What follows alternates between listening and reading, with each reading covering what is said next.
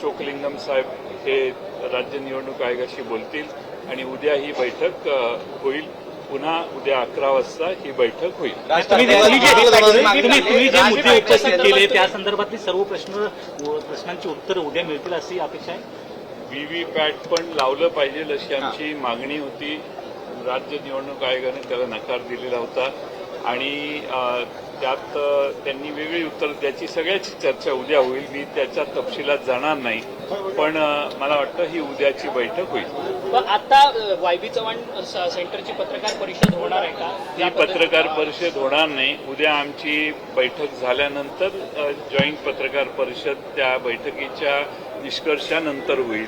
आता यशवंतराव चव्हाण सेंटरला कोणतीही पत्रकार परिषद होणार नाही. शरद पवार, राज ठाकरे, उद्धव ठाकरे सगळेच असणार. तुम्ही म्हणाले की याद्या दुरुस्त करून पुन्हा फेरमतदान घ्या, यामागचं नेमकं कारण काय? याद्या दुरुस्त करून फेरमतदान घेण्याचं कारण असं आहे, फेरमतदान नाही, याद्या दुरुस्त करा. याचं कारण मी सांगितलं, आत्ताच सांगितलं मी. अनेक दोष आहेत, त्रुटी आहेत आणि आमच्या अशोक पवारांना, माजी आमदार आमचे अशोक पवार यांना तर म्हणजे निवडणूक आयोगाने उत्तर दिलेलं आहे. त्या उत्तरात त्यांनी सांगितलेलं आहे की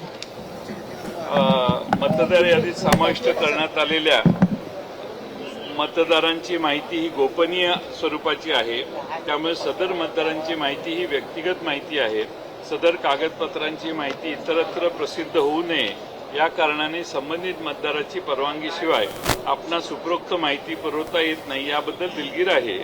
ह्या मतदार नोंदणी अधिकारी शिरूर विधानसभा मतदारसंघ यांनी 23 एप्रिलला हे उत्तर त्यांना दिलेलं आहे. मतदार याद्या ज्या आहेत त्यामध्ये काय असतं, घर नंबर असतो, पत्ता असतो आणि त्याचं वय असतं.